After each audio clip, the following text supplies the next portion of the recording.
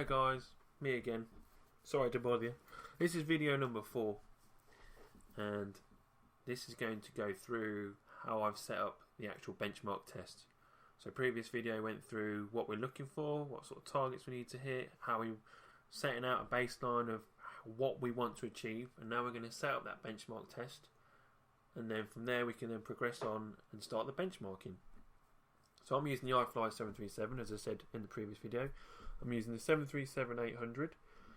I've set up a load of settings here, just a random, no pastures, half, just doesn't matter what you put in here.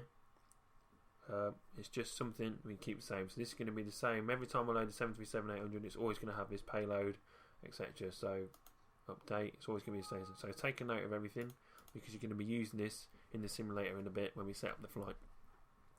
Now for the iFly 737, you have to go to My Fleet. We're using the Ryanair. Edit. Next, the thing you want to be careful of is you want this state of last exit. You want this set up because we are going to be taking off from Gatwick. I'm going to be flying a few miles out towards where I'm heading to, which is central London. I'm going to pause the flight, and then I'm going to want everything that wherever that plane is, whatever's on the screens, where the FMC, I want basically when it's paused and saved in that exact situation and scenario, because I don't want to have to be taken off from Gatwick all the time. So as soon as I load this benchmark test, I want it sat 2,000 feet above London, everything working, engines on, route planned, so I can just hit the P button again, and then the test will start. So you want to make sure this is state of last exit, and we can double check that again within iFly 737 in the sim. I'm not too sure how it works on the PMDG because I haven't got the PMDG, but any questions I'll do my best. If you want me to find out, I'll do my best to find out for you. So once we've done that, we know that's right. We can close that. This is the flight plan we sorted out within Flight Simulator. There you go, free flight. Now, if you were to use the 737-800 default, then that's easy. Just set it up in Gatwick Airport. It doesn't matter what time of day it is, preferably daytime, morning time. So it's daylight, you haven't got to do all the night textures as well. You can just do all the daylight textures. Use defined weather. This is what I've done. So I clicked on customize.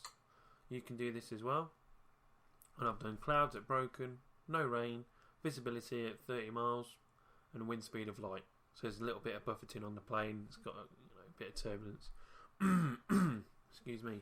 So that weather theme is now going to be used all the time. Every time we load up, that weather theme is going to be chucked in because it's part of the saved flight that we're going to use. Okay? So, let's load up the sim and then go from there.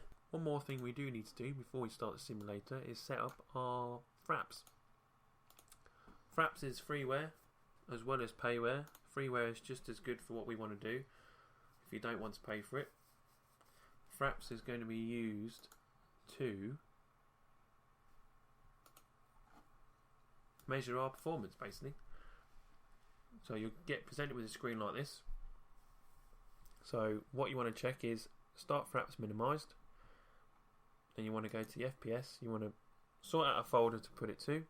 So all your benchmarks will come out in a spreadsheet that Fraps will create, and then you want to make a folder basically where you can put where all this is going to go. Once it's been created, where is it going to go? You want to set up the hotkey for P for benchmarking. So we're going to set up the flight so it's paused. As soon as you hit the P to restart the flight, your Fraps will be running and that will start measuring for you. Make sure FPS is unchecked, frame times are unchecked. Then you want to check min, max, average. These are